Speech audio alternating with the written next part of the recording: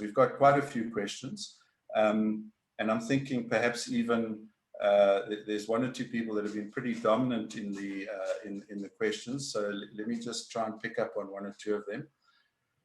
So Gwen, you were talking about the application of blockchain and IoT to enable market access and value chain traceability. Yeah, absolutely. I mean, that's an example of, you know, multiple technologies layering to you know, create traceability from farm to fork, as it were. Indeed, accelerate automation as much as possible, focus more on R&D. Jeff made the point that R&D is increasingly free. And one of the things there that many of us are aware of, if you're part of the OpenEXO community, is XPRIZE, and you know how XPRIZE has reduced the cost of R&D absolutely dramatically, because and Elon Musk announced a contribution to an XPRIZE just last week. Jeff, do you want to pick up on that a little bit? Which was that the carbon one? Yes. Removing carbon. I actually couldn't remember which one it was. Removing carbon from the air. Exactly. Yeah, and so to me, and I understand a whole bunch of entrepreneurs. I understand the concept of making that work. We're talking about something different here, right? So we're talking about how do I create a business, not how do I apply for a prize. How do I use my skill sets on somebody else's prize? You're talking about trying to create something different, which this is. There's nothing wrong with that. The X Prize is a really great idea to global knowledge. It's about information, seeing what the best is, and putting them through a funnel for a prize. And typically what ends up happening is the output is far better than the prize they give away. But if you're competing for a prize, it means you're competing with a global content for that. And so what we're talking about here is building lasting value in your own market is different. It's creating something else. Absolutely. Okay, and then Guy, you had quite a lot of comments. Guy, if you'd like to come on, I'm more than happy. We've got a bit of time. If you'd like to pick up on one or two of your comments, are you there, Guy? Yeah, I am. Thanks a lot. Found it fascinating and really appreciate it. I've made a comment that sounds a little bit about too much being a bean counter with grey hair and glasses. I'm one. And that is contribution per limiting factor is the most important thing that I learned in 7 years at university. And it's like Eli Goldratt's goal, if you want to read the novel. But I'd go to University of Google and get the contribution per limiting factor, understanding that's important. And then I made the point in terms of education, early childhood development is really, really important. And that's where we nurture our soft skills. And in South Africa, and I'm pretty sure in the US as well, most of those soft skills that are nurtured at home or at ECD get beaten out of us when we go to school, because they don't want people to be applying their soft skills.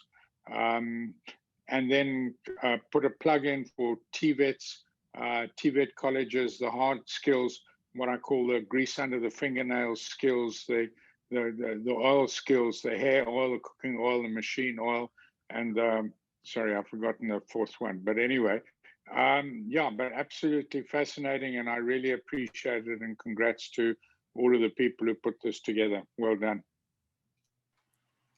Thank you. Thanks, Guy. I mean, Jeff, you made that point about curiosity. Do you want to just re-emphasize it?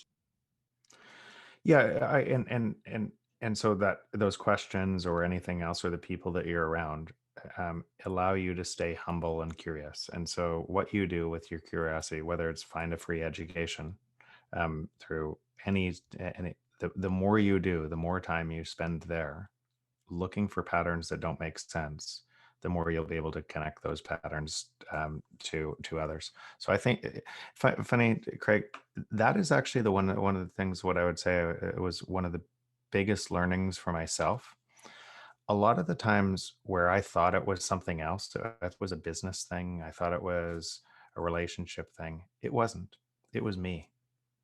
And so my biggest breakthroughs that enabled everything else were the things I never saw in myself, and nobody would have told me.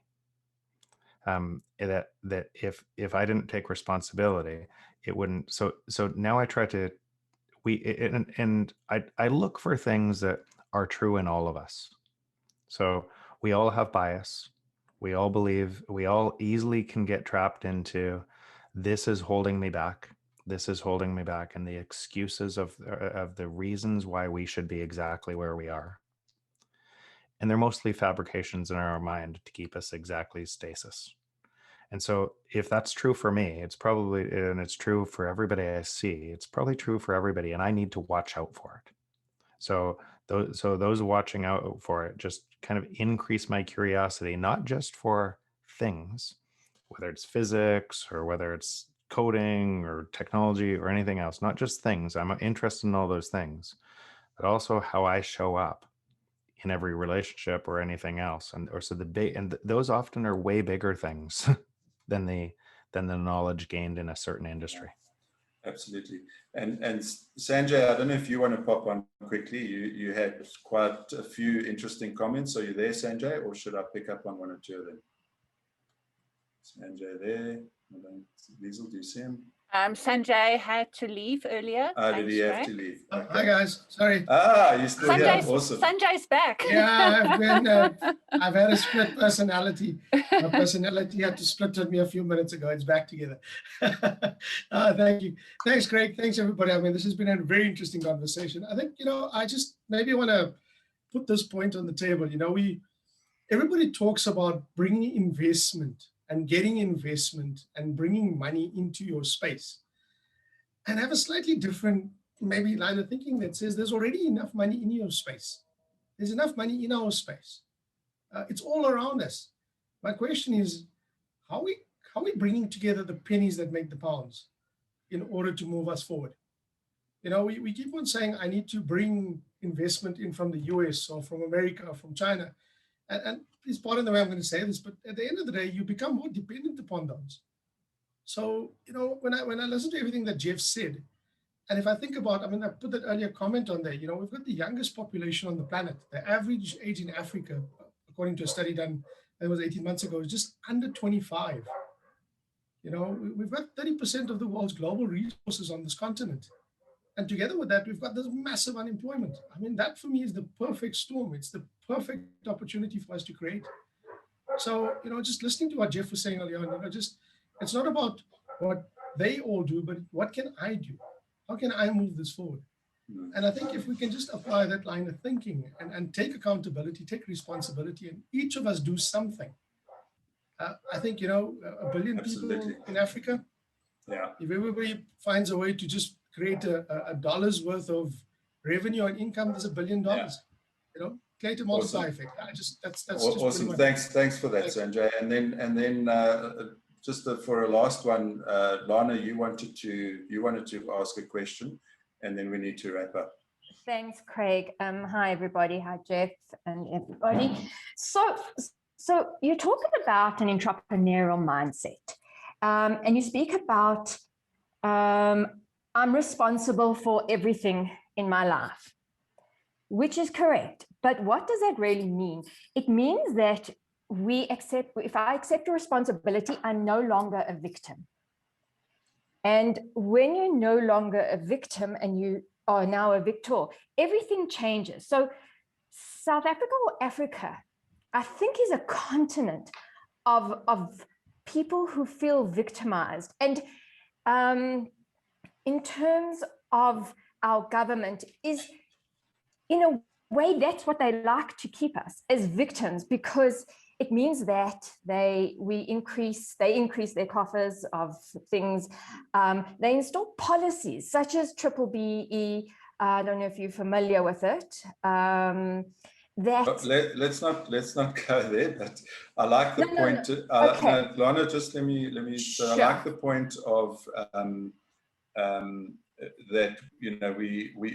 Actually the system. Let's not say the government. Let's say the system keeps us victim. Jeff, I know you've written about that, and I've heard you talk about that. Do you want to close off on that point? Yeah, and it is true. That's why I say I have empathy for what that looks like. But if you believe that, it is true for you. And it's such a fundamental change, because you live in I, this is one of the things that I've said kind of to I'll tell the story really quickly. We all know a victim. You might know a whole bunch of victims that tell a story about why they can't succeed over and over and over again, or why and what typically ends up happening with that person in your life, you don't tell them. And over time, it becomes too hard. And so you move away. So what were you really saying? And what they don't know they're doing is they have such a pain or need to belong and everything else, and they want to be heard, that they're pushing away everybody with all of their might, and nobody tells them. So they're pushing away the very thing they want the most, while blaming everybody else around them for doing it. And then what typically happens with that victim is when everybody moves away and they can't handle it anymore, that person doubles down and creates more drama.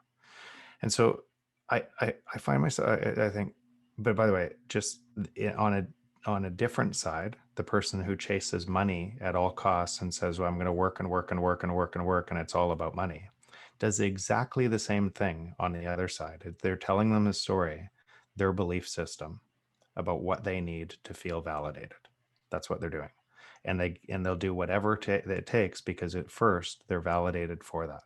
Just like you validate the victim because you feel sorry for them. Just like you they hold people that make a lot of money on a pedestal, and those people on a pedestal, they don't want to leave the pedestal. So they keep on doing the same thing to try to retain that. And nobody tells either of those people what's happening. So if you, in your life, have people around that'll tell you the real truth.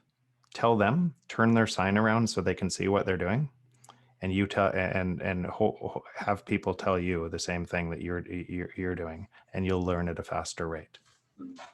Awesome, thanks, Jeff. That's so powerful, and I guess, and I hope that's part of what we're trying to do in this democratizing entrepreneurship community. So if you want to follow up and follow through with us, we've set up this link, and you can scan the QR code to have a 30-minute chat with any of the panel members that might have said something that you really that really intrigued you, and we'll support you to follow through in this way.